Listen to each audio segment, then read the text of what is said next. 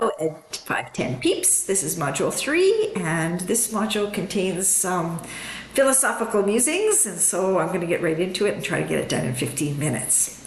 So first of all, we're going to use some terms like ontology, epistemology, and methodology. These are going to become part of your lexicon, and I want to say right off the bat that we should be on the lookout in our own writing and the writing of others for things that sound like people know things. Because in the world of educational research especially, most researchers won't say they absolutely know the truth about something. They won't claim something's true or proven because there's just not enough evidence to say 100% that that's going to be true. So people in this field will often, and even in the if you listen to real scientists, they will seldom say that too. They'll say things like, well, we can be fairly certain that, and so that's called hedging, and you'll see that in the writing that you read, and you should also do it in your own writing, just so that we know that just because you say it or you have some data to back up your claims does not necessarily mean that something is true or that you found some kind of universal truth about the world. That said, we do have these three terms, and they are the underpinnings of any research, and educational researchers especially like to acknowledge that these things are operating, even if they're operating under the surface and aren't really talked about too much. So ontology is your perspective about the world. Are you a realist? Do you think that there's really objects out there, that there's really something called school, that everything that we see is exactly as we observe it? Or do you think that sometimes these things are in the eye of the beholder? What's school to one person might not be school to somebody else, for example. Epistemology is about how we know what we know. How do we know if something is school? How do we determine that? What rules do we use? Whose society has made those rules, for example? And methodology is how would we go out finding out the answer to that question about what is school? And it's actually a harder question than you think it might be, right? So these systematic ways of finding these things out. So you might call it a case study or an ethnography. And then, of course, we have methods. And methods are something that's located within a methodology. So you might study people in a certain school system, but you study them by interviewing them or surveying them. And the interviews or surveys are the methods. And so that's the difference between methodology and methods, often confused. All of these ideas about the way we know things in the world could be considered to be part of a paradigm. And you've probably heard that before, but it comes from kind of the philosophy of science.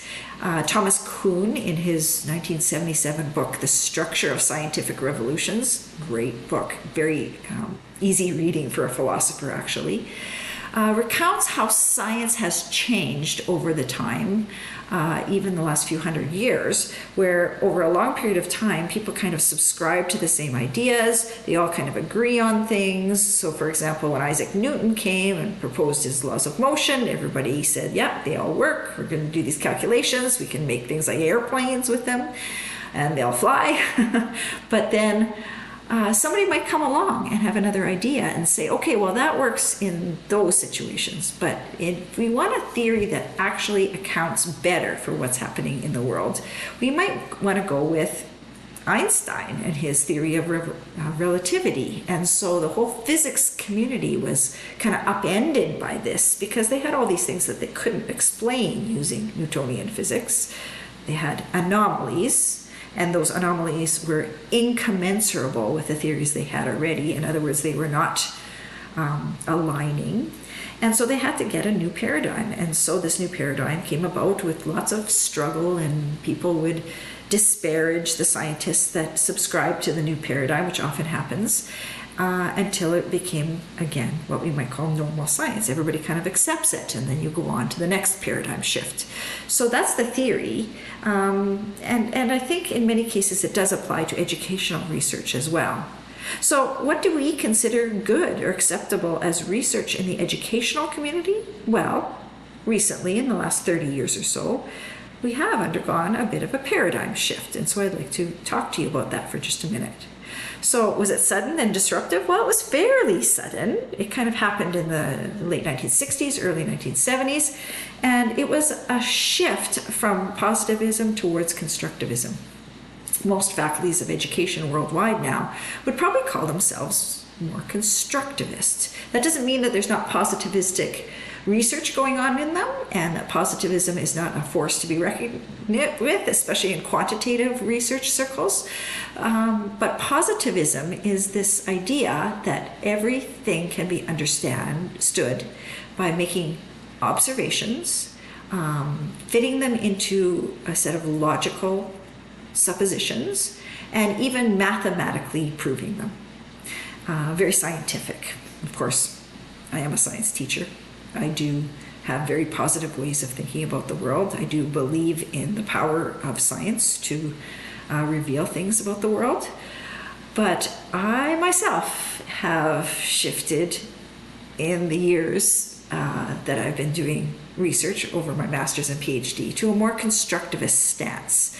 So this is that individuals or learners do not acquire knowledge and understanding by passively perceiving it. So the idea of delivering to a vessel, right? You get filled up with knowledge from a teacher, but instead you construct new ideas. And I'm sure you've seen this in your undergrad work, where the idea is you have a bunch of ideas and you have to fit the new ideas into your pre-existing ideas, or you have to kind of break your pre-existing conceptions or your preconceptions in order to get new ideas in there that work better. And of course, this is in our science education classes, we talk about breaking misconceptions for students. So this is very powerful in the social sciences, especially because when you think about it, proving that there's, that you can split an atom versus proving that there's such a thing as school, or if school is good for students, are questions that both can be researched, but maybe the stance required might have to be a little bit different in those cases. So positivism in education was the standard for research through most of the first part of the 20th century, and then it went through a shift in kind of the 1970s where people started saying, well, numbers don't tell the whole story in education. Just measuring things often doesn't tell you why or how things are working. So if you measure something in a classroom, maybe like exam scores, for example, maybe that atomizes what's happening there, and you're not really finding out why students are not able to do math, for example. And even in measuring it, the measurements you're making probably have some values attached to them. What do you value in terms of students' ability to do math? Do you value that they can do the quadratic equation, or that they can do math in their head? Or is there something else that that test is valuing over other things?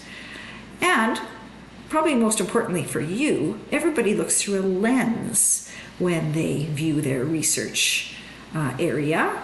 And that lens can it's always biased, but the more you realize you're biased and talk about it, the more you're able to mitigate the effects of that bias. So for example, you could look at a situation where you're measuring math scores and you think that you have a constructivist way of looking at the world, and you think that the way to deal with that would be to help students construct new ideas. And so you go at it with that lens, and that might make your research questions and your research methodologies quite different than if you come at it from a different angle, so to speak. So think about the lens that you view your research question through.